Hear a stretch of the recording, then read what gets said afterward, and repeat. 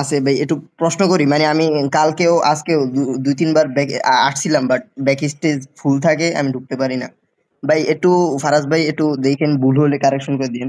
আচ্ছা, ওই যে দাওয়া ওয়াইজ না কি বলে, ওইখান থেকে আমি একটা ভিডিও দেখছিলাম যে বলতেছে আহ, যেমন আমি একটা ইয়া পাইছি যে শিম্পাঞ্জিদের আর আমাদের ডিএনএ 99% আর 97% মিলে। তো একজন এরকম একটা প্রশ্ন করছিল। তো দেন উনি উত্তর দিতেছে আমাদের সাথে পটেটো মানে আলুর তো ডিএনএ 20% না 50% মিলে। ভাই এটা আসলে এটা কি ভাই, আমি তো বুঝতেছি না। মানে এটা কি হ্যাঁ, লজিক্যাল কিছু হইলো? আলুর সাথে মানুষের ডিএনএর 60% এর কাছাকাছি মিল আছে।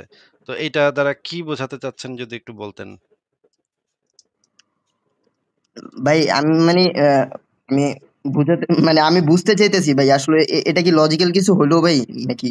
মানে আসলে ল লজিক্যাল লজিক্যাল কিছু হইল নাকি বুঝলাম না তো। কথায় তো বোঝা যাচ্ছে না। একটু পরিষ্কার করে ভাইঙা বলেন। মানে ভাই আমি আপনি বলতেছি যে আপনি কি জানতে মানুষের, চাচ্ছেন আপনি কি জানতে চাচ্ছেন যে আলুর সাথে মানুষের ডিএনএ আদৌ কোনো মিল আছে কিনা এটা জানতে চাচ্ছেন? হ্যাঁ, হ্যাঁ, হ্যাঁ ভাই। এখন এই মিল থাকার সাথে শিম্পাঞ্জির মিলের কোনো ইয়ে আছে যে ওটার মিল দেইখা আমরা মানে মানুষ হইছি, মানে বিবর্তন হইছে। এখন আলুর সাথে মিল দেইখা ও আ বিবর্তন হইতাছি না, এরকম কিছু ভাই, মানে প্রশ্নটা একটু। আচ্ছা ধরেন আমরা একটু জি, জি আসিফ ভাই প্লিজ।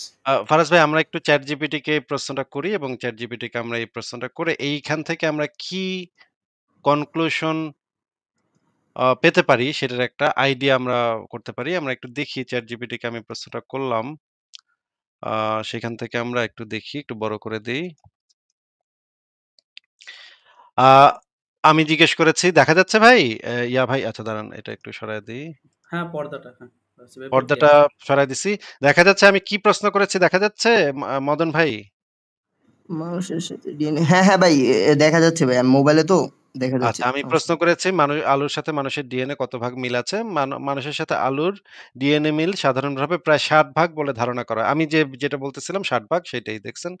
তবে এটি একটু ব্যাখ্যা দাবি করে। ডিএনএ মিল বলতে বোঝায় মানব জিনোম থাকা সমস্ত জিন এবং জিন সম্পর্কিত অনুক্রমের মধ্যে কতটা অংশ অন্য প্রাণীর সাথে অভিন্ন বা সাদৃশ্যপূর্ণ। মূলত জীবনের মৌলিক কাজ যেমন কোষ বিভাজন, বিপাক প্রক্রিয়া ইত্যাদি পরিচালনার জন্য থাকা জিনগুলো বহু জীবের মধ্যেই কম বেশি অভিন্ন রূপে থাকে। এ কারণেই আলুর মতো উদ্ভিদের সাথেও মানুষের ডিএনএ এর অনেকাংশে মিল থাকে। বোঝা যাচ্ছে ভাই বিষয়টা এখানে ৬০ ভাগ মিল বলতে কি বোঝানো হচ্ছে বোঝা যাচ্ছে? ভাই আমি শুনতেছি। ইয়া, আপনি ভাই এটা যদি শেষ করেন সমস্যা নেই, আমাকে যদি যেমন কমেন্টে হ্যাঁ ভাই, এটা নিয়ে আমি। যেমন যেমন মৌলিক বিষয়গুলো কোষের ভিতরে যে মৌলিক বিষয়গুলো যেমন কোষ বিভাজন, বিপাক প্রক্রিয়া ইত্যাদি বেশিরভাগ জীবকোষের ভিতরেই একই রকম থাকে। এই মিলের মানে এই নয় যে মানুষ এবং আলু একই জিন দিয়ে তৈরি। বরং কিছু মৌলিক জিনগত কোডিং এই যে দেখেন ChatGPT যে উত্তরটা দিচ্ছে, কিছু মৌলিক জিনগত কোডিং অনেকটা একই, যেগুলো সেল ফাংশন, প্রোটিন সিনথেসিস এর মতো বিষয় নিয়ন্ত্রণ করে। উদাহরণস্বরূপ টিউবুলিন, অ্যাক্টিন এবং আরো নানা মৌলিক প্রোটিন তৈরির জন্য দায়ী জিন আলুর মধ্যেও আছে, মানুষের মধ্যেও আছে।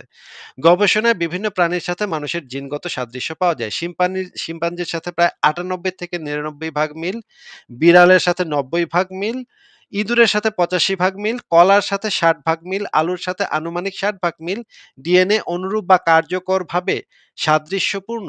তবে নির্দিষ্ট সংখ্যক গবেষণা পদ্ধতি ও ডিএনএ সিকোয়েন্সিং এর ধরন অনুযায়ী কিছুটা পরিবর্তন হতে পারে। কত ভাগ মিল আসলে একটি রূপরেখামূলক ধারণা। পুরো জিনোমের প্রোটিন কোডিং ও নন কোডিং উভয় অংশ বিশ্লেষণ করলেই এ বিষয়ে নির্ভুল ধারণা পাওয়া যায়।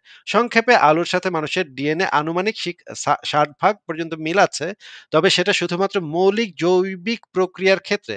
আচ্ছা এবার আমি প্রশ্ন করব, এই মিল থেকে কি বিবর্তনের কোনো প্রমাণ পাওয়া যায়? দেখি আমরা কি উত্তর দেয়। ওয়াও, কি লিখলো ভাই? দেখা যাচ্ছে মাওলানা মদন ভাই? ভাই দেখতেছি ভাই। কি লেখা উঠলো ভাই? হায় হায়! কপাল আমার কি নাস্তিকের মতো কথা কইলো যে হায় হায় হায় হায়! কি কইতাছে? এটা নাকি বিবর্তনের শক্তিশালী প্রমাণগুলোর মধ্যে একটা। এটা বলতেছে ChatGPT। কি ChatGPT কি পাগল হয়ে গেল নাকি? আমি তো আপনার সামনেও প্রশ্ন করলাম নাকি অন্য কিছু তো আমি লিখি নাই। আচ্ছা, উত্তর কি দিল দেখি? হ্যাঁ, আলুর সাথে মানুষের ডিএনএ এর মিল আসলে বিবর্তনের শক্তিশালী প্রমাণগুলোর একটি। তবে সেটি সরাসরি আলু থেকে মানুষ এসছে এমন নয়, বরং বোঝায় যে সব জীবেরই একটি সাধারণ পূর্বপুরুষ ছিল। এই মিল থেকে যে কয়েকটি গুরুত্বপূর্ণ বিবর্তন সংক্রান্ত ধারণা প্রতিষ্ঠিত হয় সেগুলো হচ্ছে: নিচে কমন অ্যানসেস্টর বা সাধারণ পূর্বপুরুষের ধারণা, মানুষের মতো জটিল প্রাণী ও আলোর মতো সরল উদ্ভিদ দুজনের ডিএনএ 60 ভাগ মিল পাওয়া মানে হলো এরা দূর অতীতে কোনো এক সাধারণ পূর্বপুরুষ থেকে বিভক্ত হয়ে আলাদা আলাদা বিবর্তনীয় পথে এগিয়েছে। সেই সাধারণ পূর্বপুরুষ ছিল সম্ভবত এককোষী ইউক্যারিওটিক জীব, যারা মৌলিক জৈবিক প্রক্রিয়া পরিচালনার জন্য প্রয়োজনীয় জিন বহন করত, যেমন কোষ বিভাজন, শক্তি উৎপাদন ইত্যাদি। জীবনের মৌলিক কাঠামো ও প্রক্রিয়া একতা। সকল জীবের মধ্যে মৌলিক জীব প্রক্রিয়াগুলোর জন্য দরকারি জিনের অধিকাংশ একই রকম, যেমন DNA replication, RNA transcription, protein synthesis, এগুলো সমস্ত জীবকোষের ভিতরে প্রায় একই রকম। তাই একতা বোঝায় জীবন একবারই সৃষ্টি হয়েছিল এবং এরপর বিবর্তনের মাধ্যমে বিচিত্র আকারে বিকশিত হয়েছে। ডিএনএ সিকোয়েন্স কম্পারেটিভ অ্যানালাইসিসের মাধ্যমে বিবর্তন বুঝতে পারা, জিনোম সিকোয়েন্স তুলনা করে বিজ্ঞানীরা একটি বিবর্তনীয় গাছ নির্মাণ করতে সক্ষম হয়েছেন, যা দেখায় কোন প্রাণী থেকে কত আগে থেকে আলাদা পথে বিবর্তিত হয়েছে। উদাহরণ: মানুষের সাথে শিম্পাঞ্জির ডিএনএ মিল 98 থেকে 99, কারণ আমরা সম্প্রতি একটি সাধারণ পূর্বপুরুষ ভাগ করেছি। আলোর সাথে 60 ভাগ মিল থাকার মানে সেই সাধারণ পূর্বপুরুষ আরো বহু যুগ আগে ছিল। কনজারভভ জিন বা সংরক্ষিত কনজারভেটিভ কনজার্ভ কনজার্ভড জিন বা সংরক্ষিত জিনের ধারণা, কিছু জিন কোটি কোটি বছর আগে বিবর্তনের প্রক্রিয়ায় অপরিবর্তিত থেকে গেছে কারণ তারা জীবনের জন্য অপরিহার্য। এই জিনগুলোকে বলা হয় কনজার্ভ জিন। এই জিনগুলো পরিবর্তন হয় না। আলুর সাথে আমাদের এই ধরনের কনজার্ভ জিনের মিল দেখা যায়, যা জীবনের মৌলিক স্তরের জন্য জরুরি। সংক্ষেপে বলতে গেলে, মানুষ ও আলুর ডিএনএতে 60 ভাগ মিল পাওয়া জীবনের একক উৎপত্তি ও ধাপে ধাপে বিকশিত হওয়া শক্তিশালী জিনগত প্রমাণ। এটা বোঝায় জীবন একই সূত্র মেনে তৈরি হয়েছে। বিবর্তনের ফলে জীব প্রাণীদের মধ্যে জটিলতা বেড়েছে, তবে মৌলিক কাঠামো থেকে সম্পূর্ণ বিচ্ছিন্ন হয়নি। যদি চাও আমি এই বিষয়ে একটি আলাদা বৈজ্ঞানিক প্রবন্ধের মতো গুছিয়ে লিখে দিতে পারি, বলো। এখন বলেন ভাই, আমি কি কি করব, এখানে কি উত্তর দিলে এবং আপনি কি বুঝলেন মাওলানা মদন ভাই? আসিফ ভাই, ভাই, এখানে আপনি হয়েছে কি, আপনি একটা কমেন্ট করেন, আপনি একটা লিখেন ভাই, পোস্টে তুই লিখেন। নাস্তিক, তুই নাস্তিক নাকি হ্যাঁ, এটা লিখবো? তার মানে কি তুমি কাফেরের মতো কথা বলতেছো?